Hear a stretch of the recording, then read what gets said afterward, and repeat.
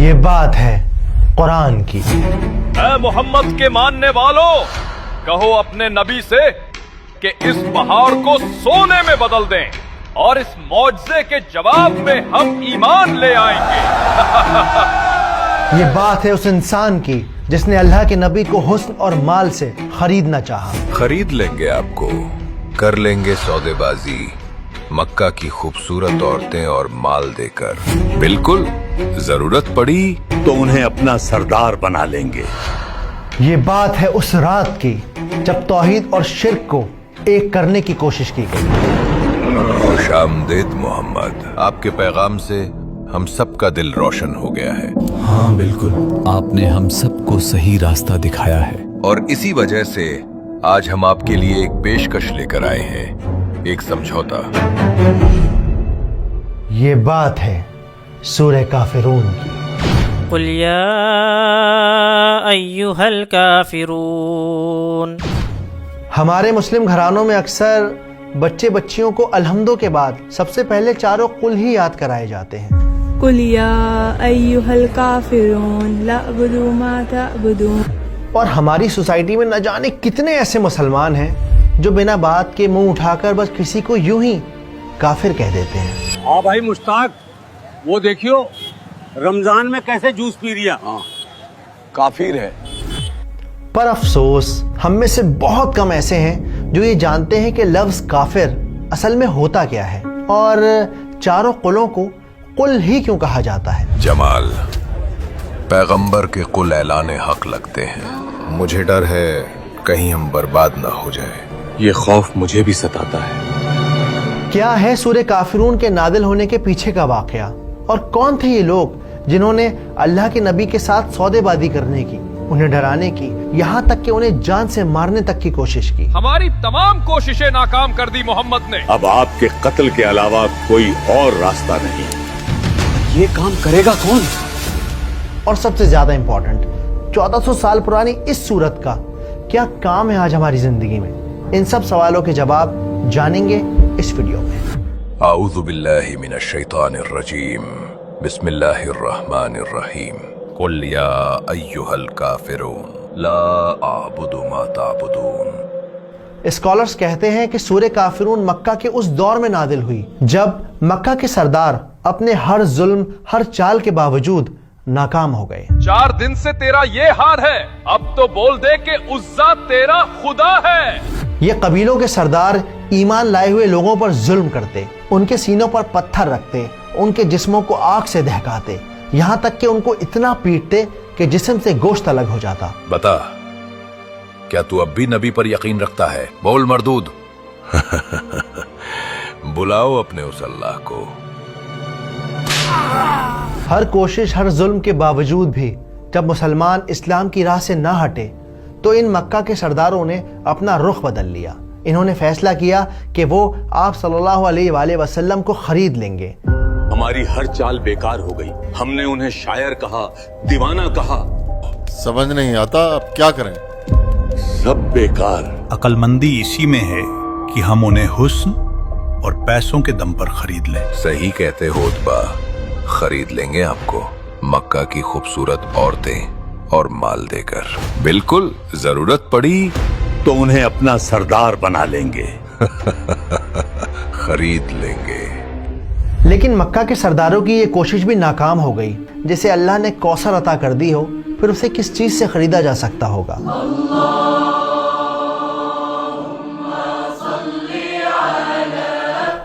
مگر پھر ان سب نے ایک ایسی ترکیب نکالی جس کا فیل ہونا آلموسٹ ناممکن تھا۔ سمجھ نہیں آتا آپ چاہتے کیا ہے؟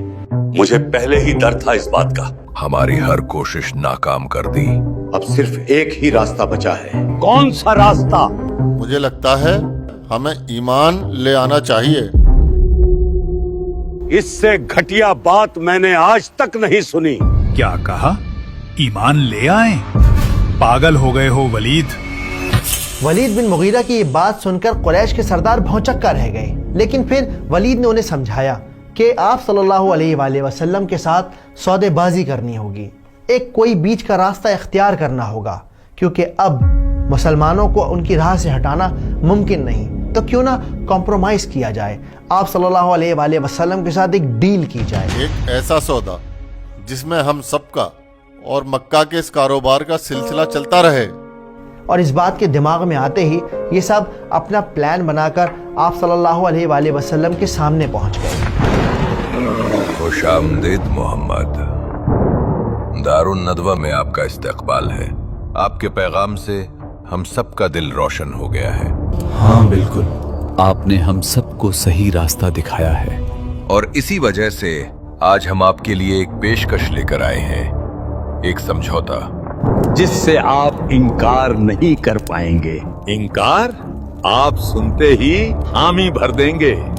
ہم نے سوچا ہے کہ پورے 1 سال ہم آپ کے اللہ کی عبادت کریں گے, اور اس کے اگلے سال آپ ہمارے خداؤں کی عبادت کیجیے گا, اور یہ سلسلہ ایسے ہی چلتا رہے گا. کتنا خوبصورت خیال ہے. تو کیا کہتے ہیں آپ؟ ان سب کی بات سن کر آپ صلی اللہ علیہ وآلہ وسلم نے کوئی جواب نہ دیا. وہ وہاں سے خاموشی سے اٹھ کر چلے گئے. ان کی اس خاموشی نے مکہ کے سرداروں کو بے چین کر دیا. کب آئے گا نبی کا جواب؟ اب انتظار نہیں ہوتا. سمجھتا ہوں, لیکن انتظار کے علاوہ ہمارے پاس کوئی اور راستہ نہیں ہے. کچھ کتابوں میں یہ بھی مینشن ہے کہ انہوں نے الگ الگ وقت پر الگ الگ طرح کے آفر دیے, لیکن ہر بار آپ صلی اللہ علیہ وآلہ وسلم کا جواب صرف اور صرف خاموشی ہوتا. مکہ میں سگبگاہٹ پھیل گئی, طرح طرح کے لوگ باتیں کرنے لگے. بہت وقت گزر گیا ہے, ہم جواب چاہتے ہیں. ابو طالب, اپنے بھتیجے سے کہو اگر کچھ اور بھی چاہیے تو دے دیں گے. مجھے سمجھ نہیں آتا پیغمبر انہیں جواب کیوں نہیں دیتے.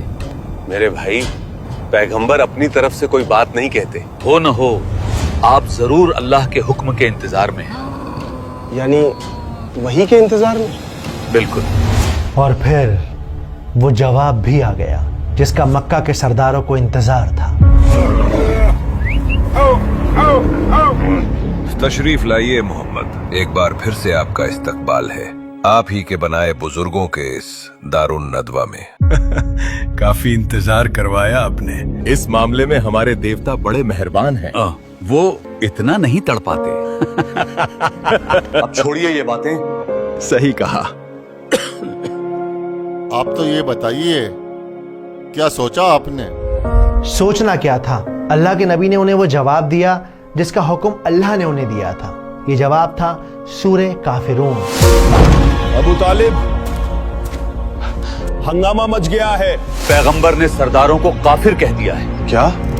اے پیغمبر صلی اللہ علیہ وآلہ وسلم, کہہ دو کہ اے کافرو, جن بتوں کو تم پوجتے ہو ان کو میں نہیں پوجتا, اور جس معبود کی میں عبادت کرتا ہوں اس کی تم عبادت نہیں کرتے.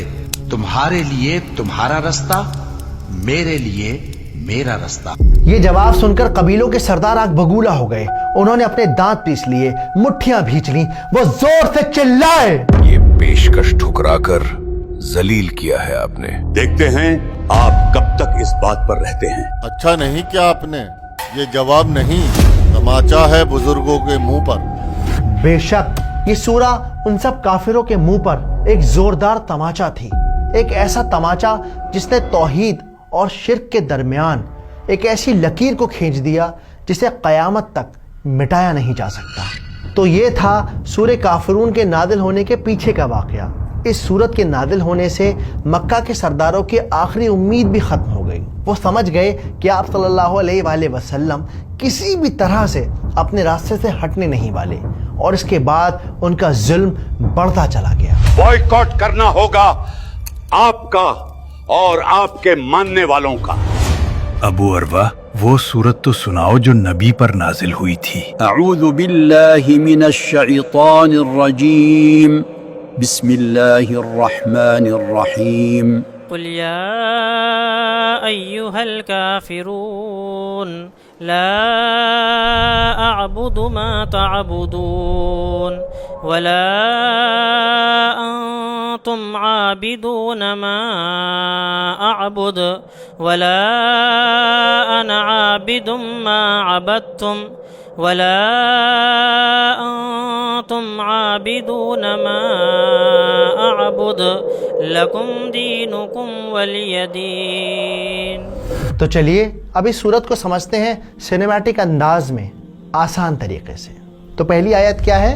قل یا ایھا الکافرون، کہ اے نبی آپ کہہ دیجئے ان کافروں سے. اب دیکھیے اس پوری آیت میں دو بہت امپورٹنٹ لفظ ہیں، پہلا یہ قل اور دوسرا یہ کافرون. تو یہاں سمجھنے والی بات یہ ہے کہ جو قل ہے یہ کمانڈنگ ورب ہے، یعنی کہ ایک حکم ہے. تو اگر اس آیت میں قل نہ ہوتا تو بات کچھ یوں ہوتی کہ اے کافروں، لیکن قل کے لگانے سے اب یہ بات صاف ہو گئی، جیسے اللہ آپ صلی اللہ علیہ وآلہ وسلم سے کہہ رہے ہوں کہ آپ تو رحمت العالمین ہیں، آپ کے نیچر میں اتنی سختی نہیں ہے، شاید آپ کے لیے یہ بات کہنا اتنا آسان نہیں ہوگا. تو آپ ان کافروں سے کہہ دیجئے کہ یہ اللہ نے کہا ہے کہ اے کافروں.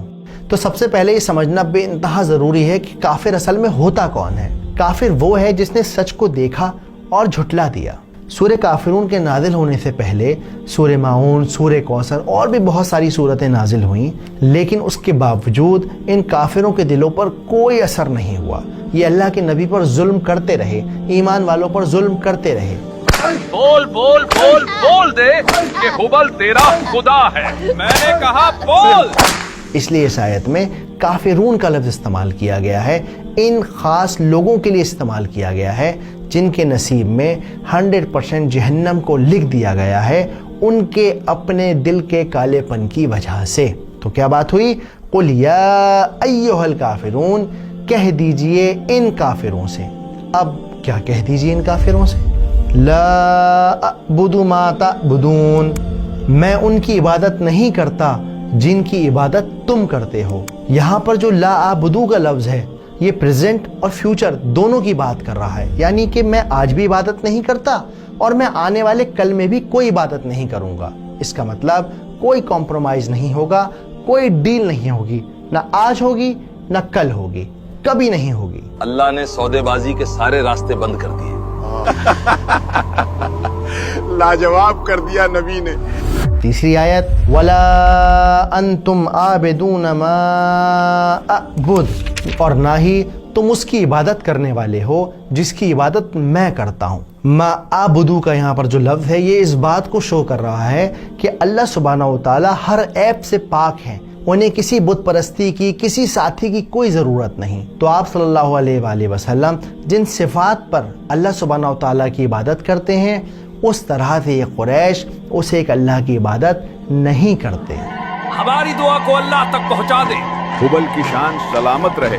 اب دیکھیے بہت سارے لوگوں کے لیے نا یہ بڑا کنفیوزنگ ہو جاتا ہے کہ یار آپ صلی اللہ علیہ وآلہ وسلم تو بعد میں آئے، اسلام بھی وہی لے کر آئے، تو پھر یہ عبادت کیسے کرتے تھے؟ تو آپ یہاں پر یہ بات سمجھیے کہ یہ دین ابراہیمی ہے، یہ ابراہیم علیہ السلام کے ذریعے سکھایا ہوا دین ہے.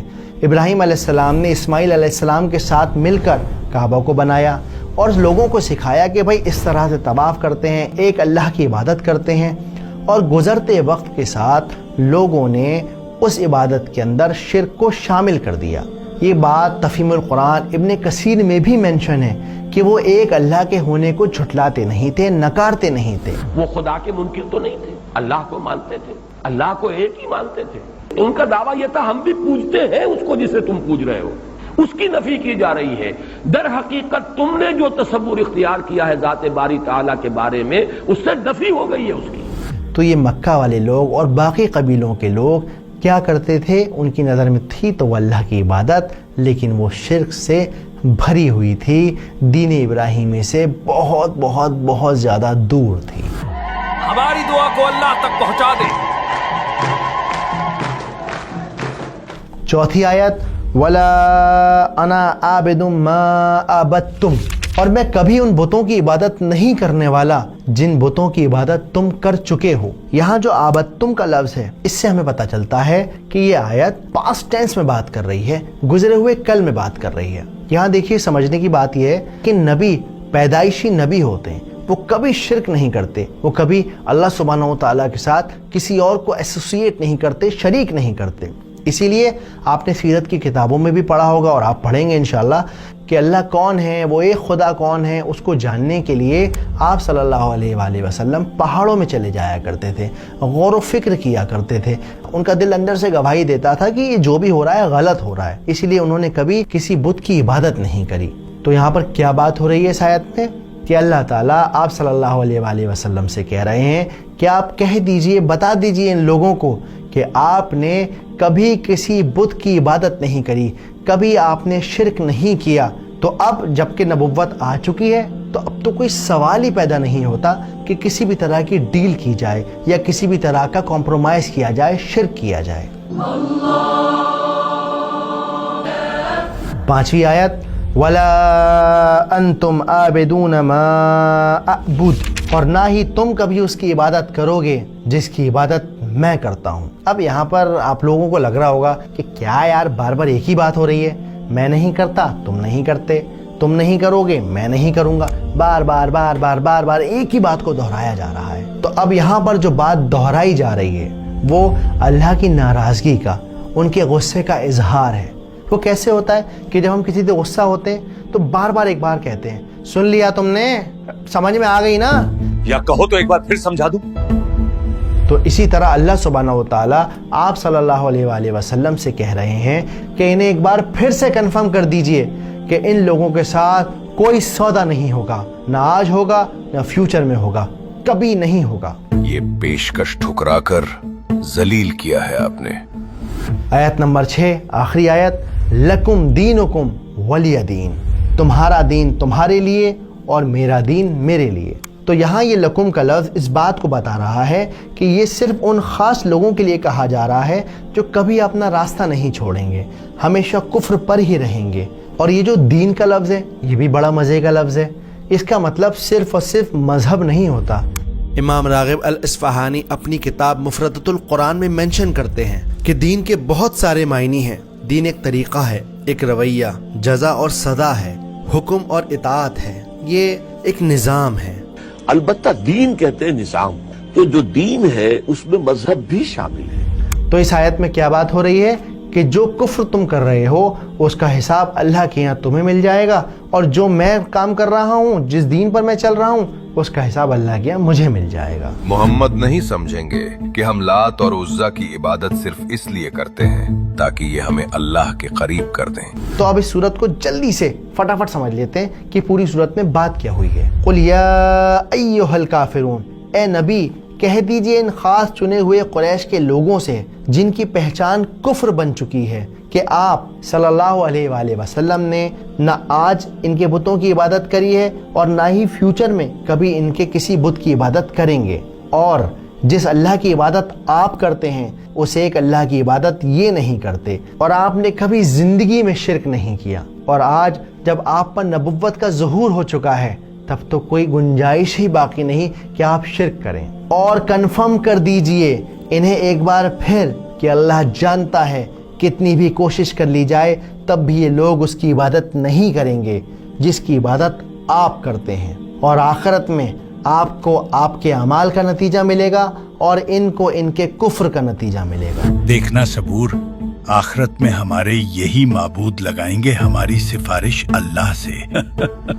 تو یہ تھی تو سورہ. امید ہے آپ کے من میں جو کافر کو لے کے سوال تھا کہ کسی کو بھی کافر بولنا یا کافر کیوں بولا گیا، یہ صورت کب نازل ہوئی اور کیوں نازل ہوئی، تو امید ہے آپ کو جتنے بھی من میں سوال تھے وہ آپ کے کلیئر ہو گئے ہوں گے. امید ہے ویڈیو آپ کو پسند آئی ہوگی. اگر پسند آئی ہو تو ویڈیو کو آپ زیادہ سے زیادہ لائک اور شیئر کریں.